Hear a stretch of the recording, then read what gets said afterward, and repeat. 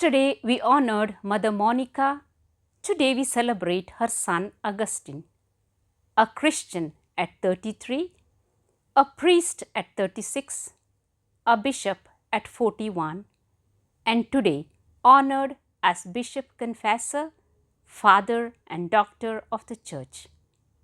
Many of us are familiar with the biographical sketch of Augustine of Hippo, sinner turned saint. But to get to really know the man is rewarding experience.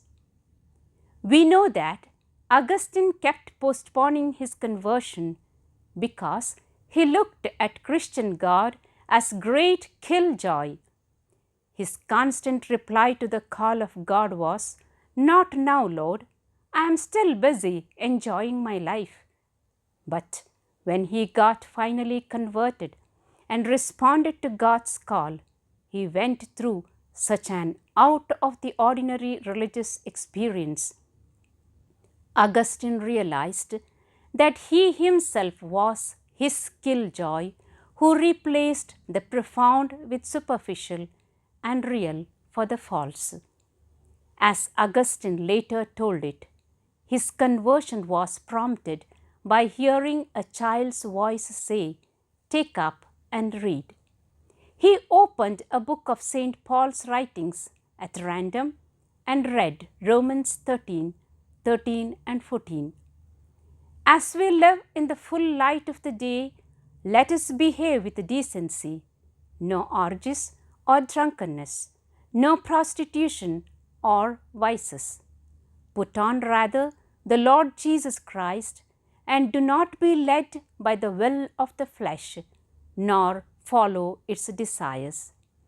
Augustine certainly regretted his postponement to meet God and called himself a stupid fool and exclaimed, "Late have I loved you, O beauty, ever ancient, ever new.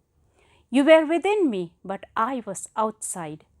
In my ugliness, I indulged in all the things you created." Yes, created things kept Augustine from Creator God. Once he was converted, he lived at peace with God, himself, and with the world.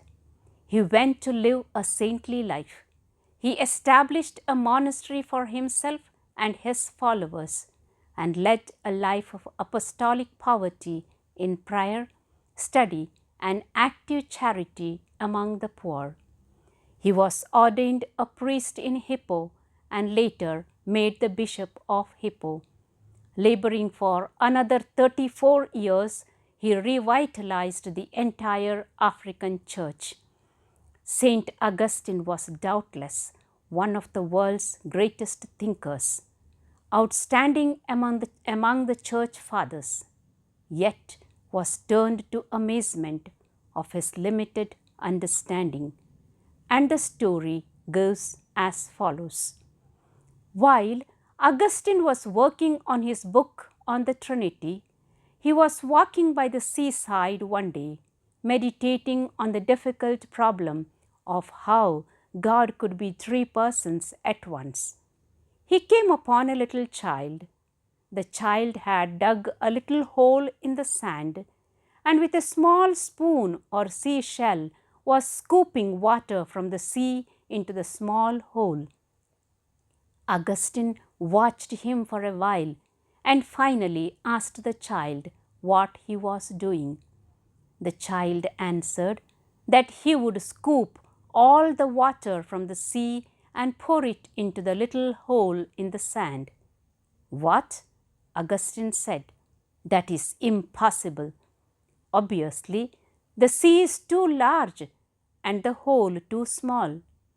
"Indeed," said the child, "but I will sooner draw all the water from the sea and empty it into this hole than you will succeed in penetrating the mystery of the Holy Trinity with your limited understanding."